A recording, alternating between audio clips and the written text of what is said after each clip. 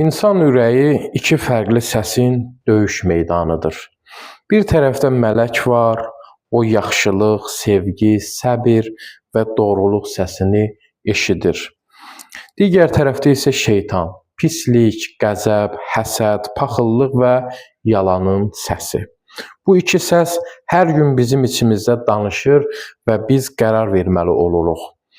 Hər birimiz də bu mübarizə davam eləyir.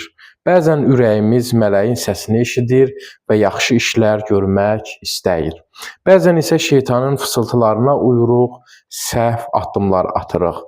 Vacib olan mələyin səsini gücləndirməkdir.